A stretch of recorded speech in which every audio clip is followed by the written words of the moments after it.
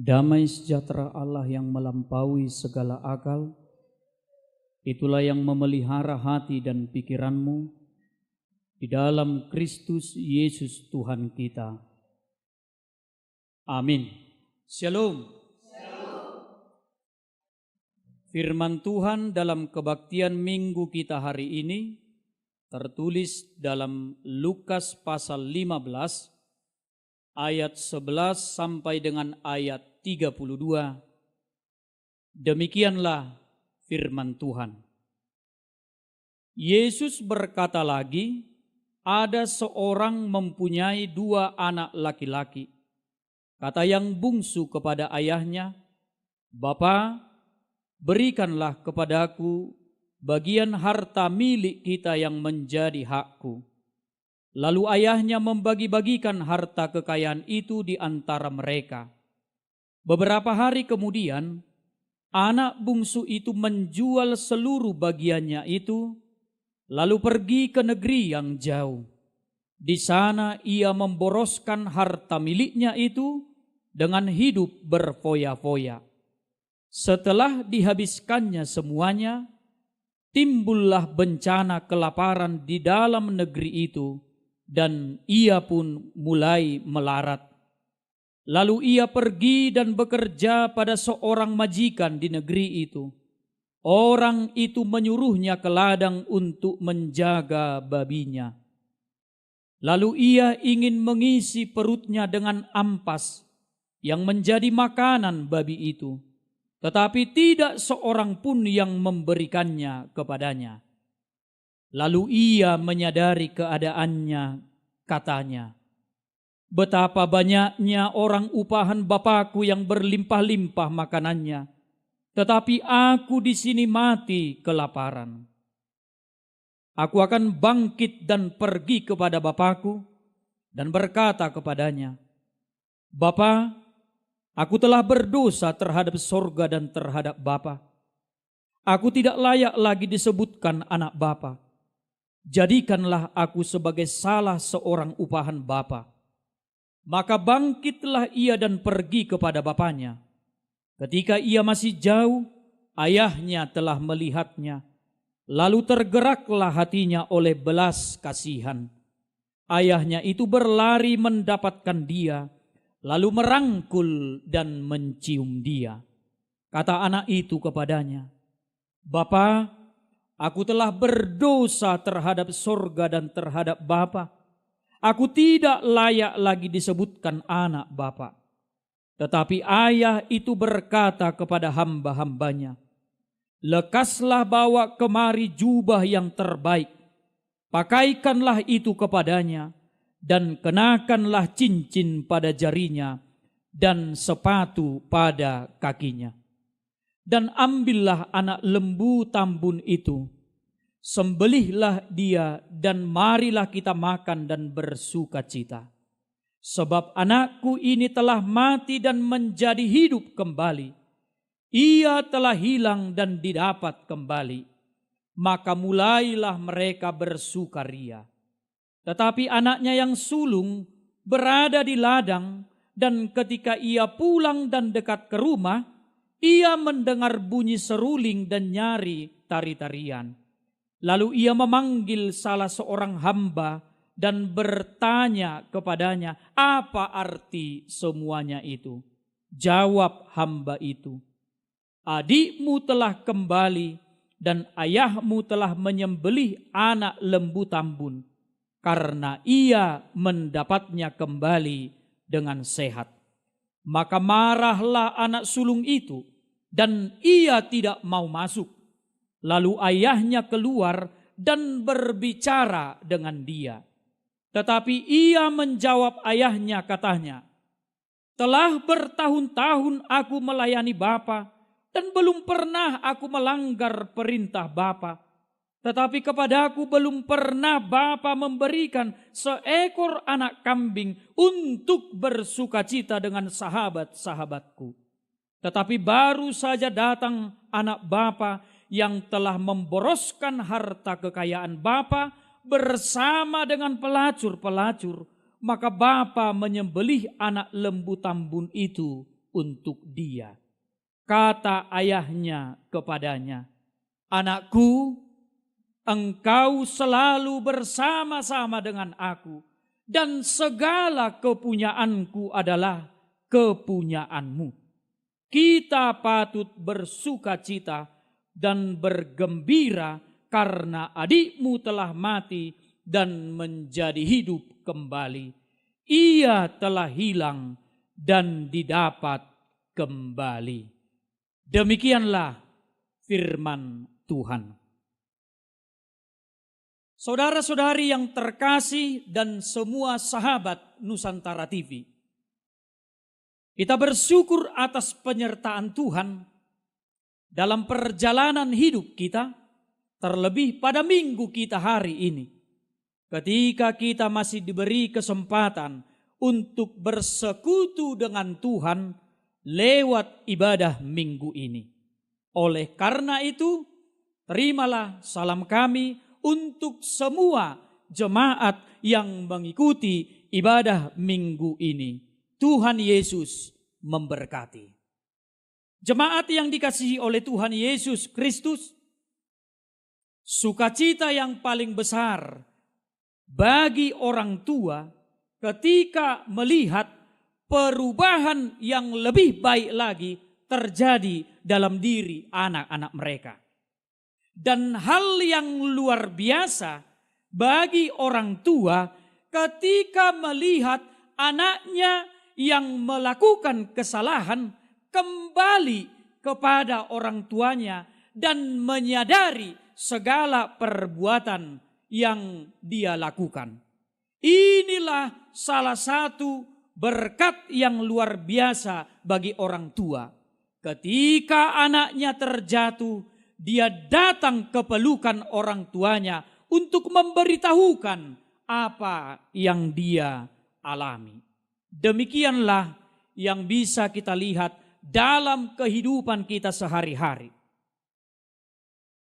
Ketika sanksi diberikan terhadap seorang anak yang melakukan kesalahan, itu tentu menjadi sebuah peringatan bagi si anak untuk menjauhi kesalahan yang telah dia perbuat.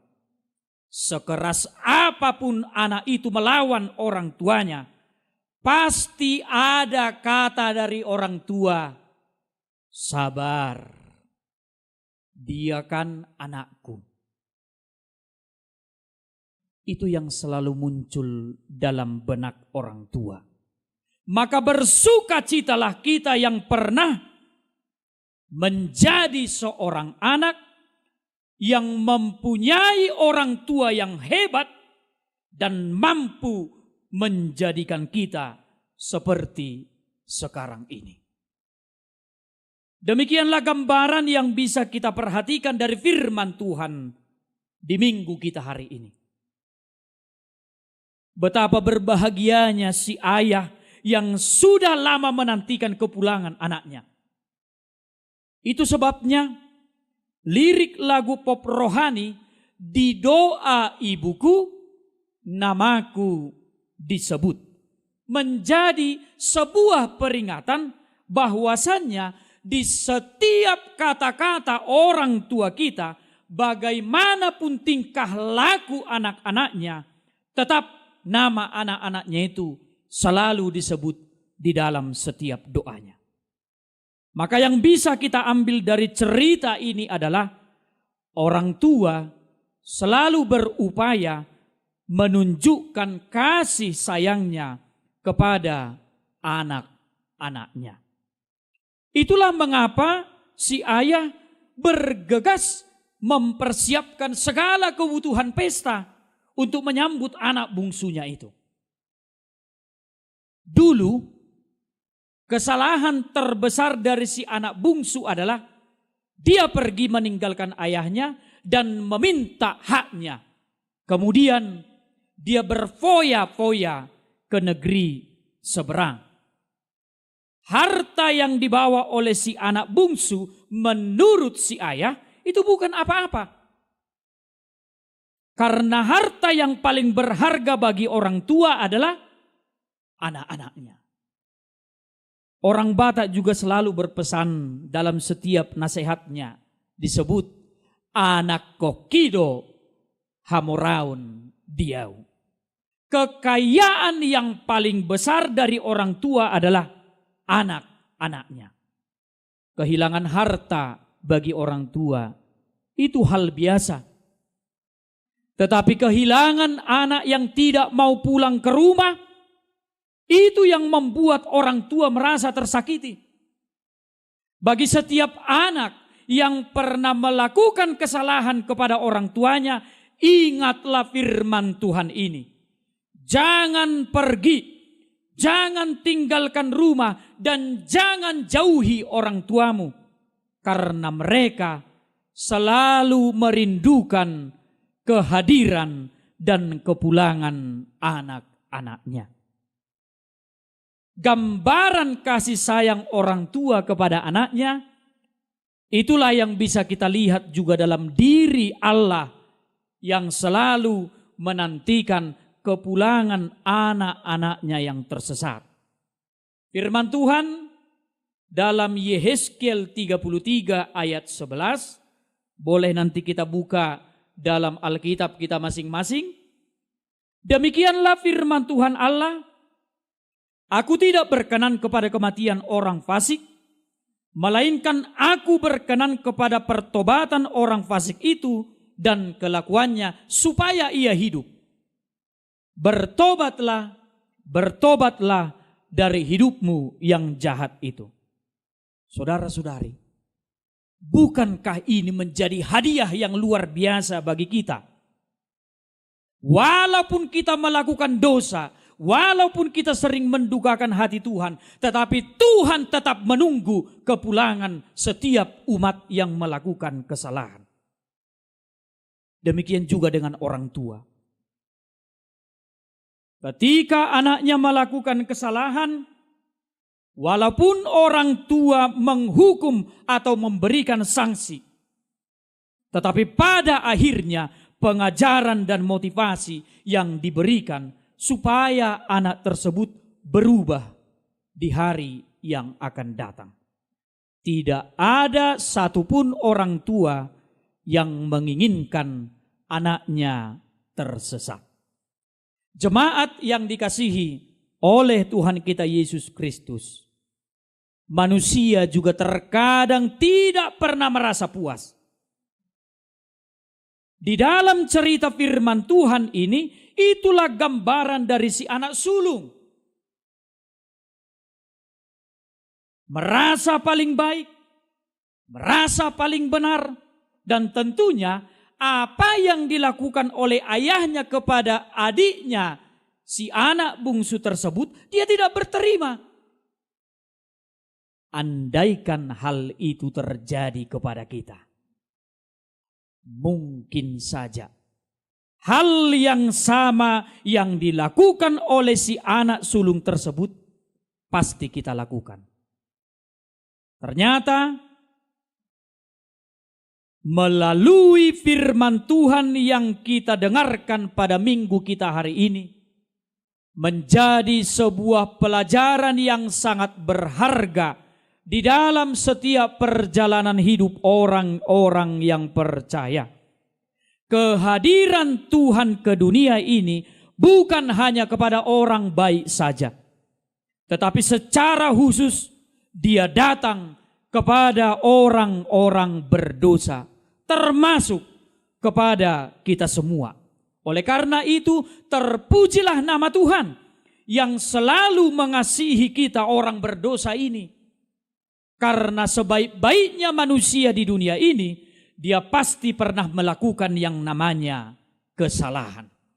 Tetapi Tuhan tetap menunggu kepulangan kita, supaya kita beroleh kehidupan yang lebih baik lagi.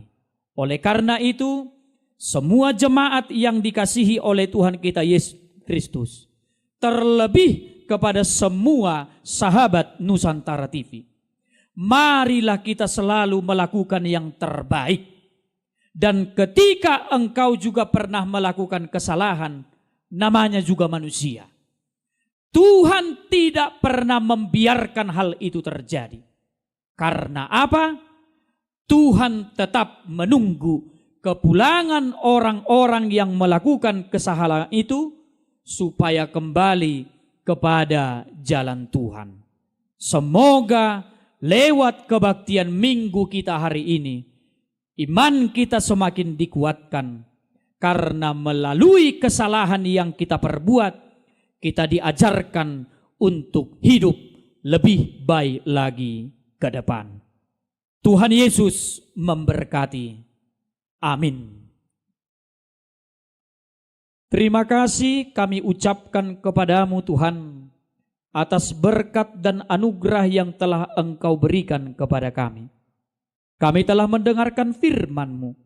Kiranya firman yang telah kami dengarkan itu menjadi pelita dalam perjalanan hidup kami. Ajari kami Tuhan, ketika kami terjatuh di dalam dosa, untuk kembali ke jalan-Mu lewat setiap perbuatan-perbuatan baik yang akan kami kerjakan nantinya ke depan. Tuhan Yesus yang baik, kami juga membawa pribadi dan keluarga kami masing-masing. Kiranya Engkau yang tetap memberikan kekuatan kepada kami untuk menjalani semua perjalanan hidup kami. Mulai dari usia anak-anak sampai kepada dewasa. Berkati kami Tuhan, agar setiap perjalanan hidup kami, ketika kami menghadapi yang namanya rintangan dan sukacita, itu semua berganti Engkau berikan di dalam hidup kami. Tuhan Yesus yang baik, kami juga membawa setiap pelayan yang ada di gereja-Mu. Kiranya semua bersatu padu, menjalankan tugasnya masing-masing. Dan terlebih, itu semua adalah untuk kemuliaan-Mu Tuhan. Engkaulah yang menjadi pelindung di setiap hidup kami Tuhan. Kiranya hanya Engkaulah yang menjadi tempat untuk kami bertanya. Terimalah doa dan permohonan kami.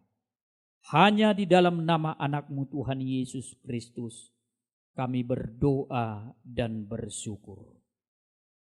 Amin.